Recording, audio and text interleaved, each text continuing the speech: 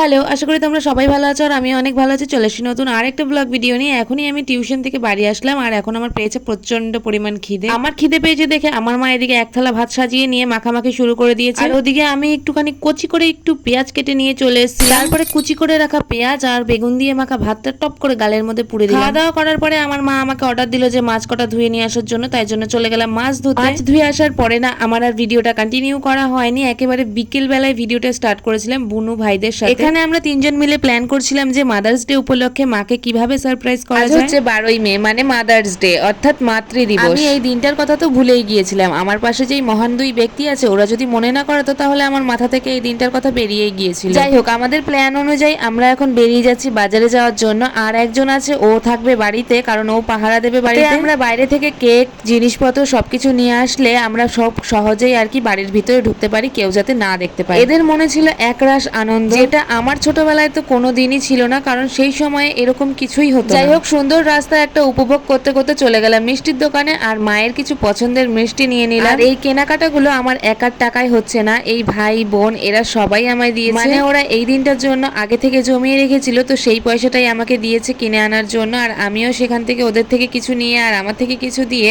আমিও জিনিস কিনে নিয়েছি। মায়ের পছন্দের মিষ্টি, ফুল, কেক সবকিছু নিয়ে চলে এসেছিলাম এখন বাড়িতে। আর বাড়ির রাস্তাতেই দাঁড়িয়েছিলাম, কারণ ভাইয়ের সিগন্যাল আমরা তখনও পাইনি যে বাড়িতে কেউ আছে কি নেই। সেই সিগন্যাল আমাকে ভাই দেয়নি, তাই জন্য তখন বাড়িতে আসতে পারিনি। যাই হোক, তারপরে দেওয়ার পরে আমরা চলে এসেছি বাড়িতে আর দরজা মরজা আটকে দিয়ে এখন আমরা বেলুন টেলুন ফুলাতে বসে পড়েছি। আমাদের পক্ষ থেকে ছোট্ট খাট্ট একটা আয়োজন করছি। এই মাদার্স ডে উপলক্ষে আমি সকল মাকেই জানাই অনেক অনেক ভালোবাসা। যারা হাউস ওয়াইফ আছে, যারা 24 ঘন্টা এই সংসারের পিছনে কাজ করেই যায়, তারপরেও তাদের শুনতে হয় যে তোমরা এই সংসারের জন্য করেছোটা কি, আর সারাদিন বাড়িতে বসে তোমরা করোটাই বা। যাই হোক, এখানে আমাদের কথা বলতে বলতে দেখো এদিকে সবকিছু রেডি করা হয়ে গেছে। কেমন লাগছে সেটা অবশ্যই তোমরা কমেন্টে জানিয়ে দিও। 1 2 3 ناري ناري حبك ابد ما طفى ناري ناري।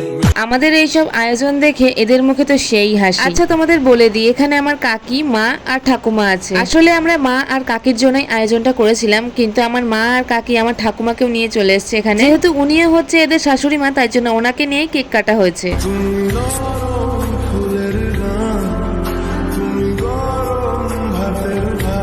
এখানে কাকিমা আমাদের সবাইকে কেক খাইয়ে দিচ্ছিল আর আমার মা কেকটাকে ভালো করে পিস পিস করে দিচ্ছিল। আমার মা বা ফ্যামিলির কেউই এই কেক খেতে না পছন্দ করে না, মানে ওপরে ক্রিম থাকে এই কেক ওরা খায় না। আমরা নিয়ে এসেছিলাম শুধুমাত্র কাটিং এর জন্য আর আমরা খাবো বলে। যাই হোক, এখন ওদের জন্য নিয়ে এসেছিলাম মিষ্টি, তো সেটাই ওরা খেয়ে নিচ্ছিল। আসলে এখানে মাদারের আগে ফাদারই মিষ্টি নিয়ে চলে গেছে।